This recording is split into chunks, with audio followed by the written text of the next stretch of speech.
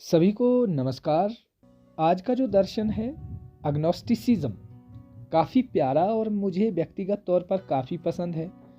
अज्ञेयवाद एक ऐसी दार्शनिक विचारधारा है जो मानव ज्ञान की सीमाओं को स्वीकार करती है और ये मानती है कि कुछ मूलभूत प्रश्नों जैसे ईश्वर के अस्तित्व, ब्रह्मांड की उत्पत्ति या आत्मा की अमरता के बारे में निश्चित रूप से कुछ भी नहीं कहा जा सकता। ये ना तो ईश्वर या अलौकिक शक्तियों को पूरी तरह स्वीकार करता है और ना ही उन्हें पूरी तरह से नकारता है। इसे ही हिंदी में अज्ञेयवाद कहा जाता है। हाँ दोस्तों, जो अज्ञेय यानी कि जो जाना ना जा सके शब्द से लिया गया है। ये दर्शन एथीज्म और थीज्म के बीच में एक मार्ग प्रस्तुत करता है, यानी कि नास्तिकता और आस्तिकता के बीच एक मध्य मार्ग प्रस्तुत करता है, जिसमें व्यक्ति ये कहता है कि मैं नहीं जानता और शायद कोई भी नहीं जान सकता। आज के इस वीडियो में हम अज्ञेयवाद की उत्पत्ति, इसके सिद्धांतों और भारतीय और पश्चिमी संदर्भ में इसके प्रभाव के बारे में चर्चा करेंगे। जी हाँ दोस्तों, सबसे पहले देखिए अज्ञेयवाद की उत्पत्ति और परिभाषा के साथ इसको आज हम शुरू करते हैं। जैसे कि जो अज्ञेयवाद है, सबसे पहले इसका जो प्रयोग हुआ था 19वीं सदी में ब्रिटिश जीव विज्ञानी थॉमस हेनरी हक्सले ने किया था 1869 में। समझ गए? इस शब्द को गढ़ा जो ग्रीक शब्द यानी कि नहीं, का मतलब होता है नहीं और ग्नोस्टिक का मतलब होता है जानने वाला। अग्नोस्टिक नहीं जानने वाला से मिलकर बना है। उनका कहना था कि मानव बुद्धि की सीमाएं ऐसी होती है कि ईश्वर या अलौकिक सत्यों के बारे में कोई निश्चित निष्कर्ष नहीं निकाला जा सकता। हक्सले ने इसे एक वैज्ञानिक दृष्टिकोण के रूप में प्रस्तुत किया, जिसमें साक्ष्य और तर्क के आधार पर किसी निष्कर्ष पर पहुंचना चाहिए और जहां साक्ष्य अपर्याप्त हो वहां अनिश्चितता को स्वीकार करना चाहिए। अज्ञेयवाद को दो रूपों में देखा जा सकता है। जैसे फर्स्ट है सॉफ्ट एग्नोस्टिसिज्म और दूसरा है हार्ड एग्नोस्टिसिज्म।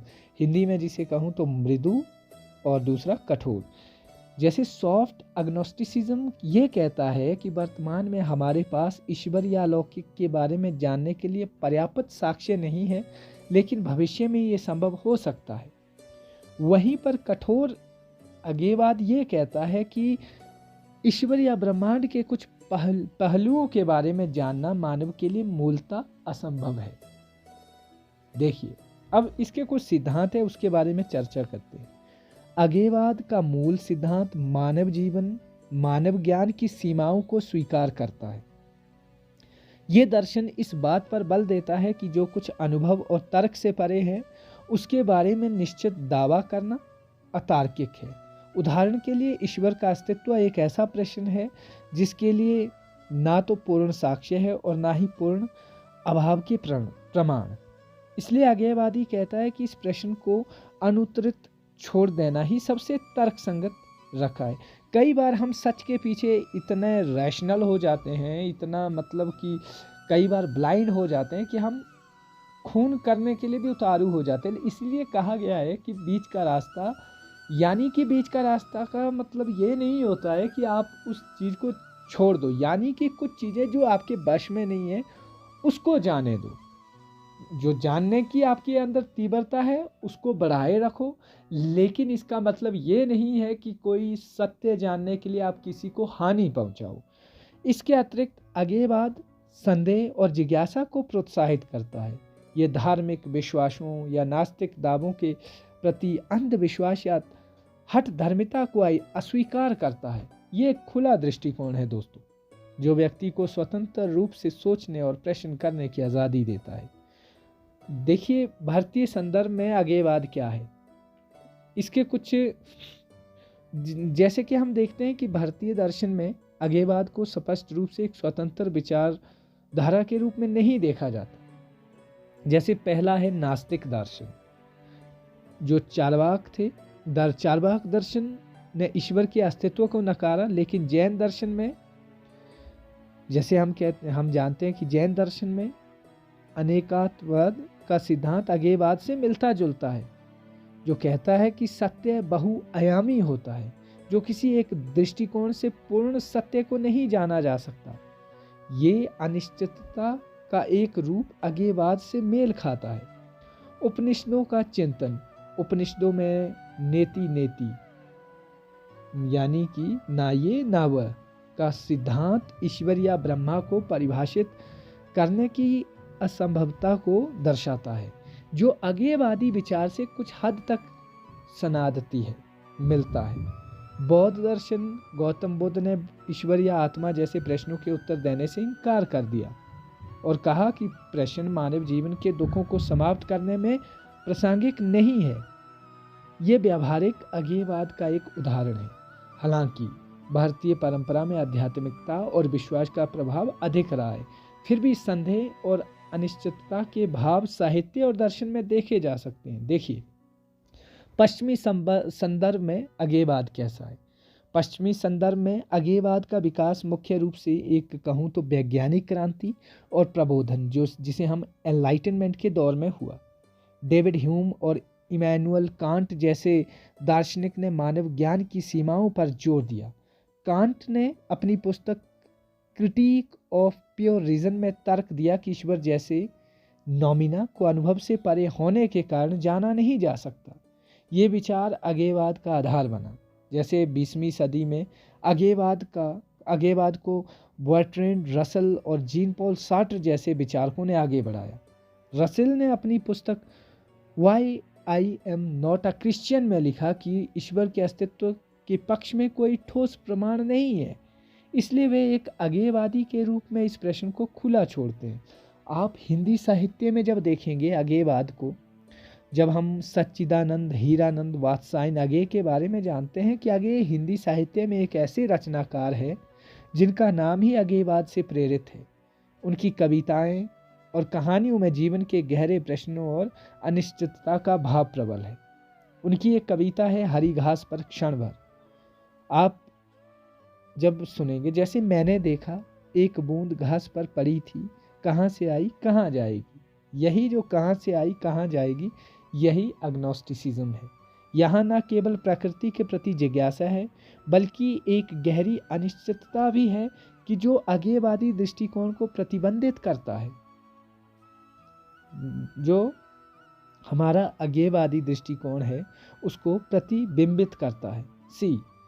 हम जय शंकर प्रसाद जो कमायनी है उसमें मानव की खोज और ब्रह्मांड के रहस्यों पर विचार है।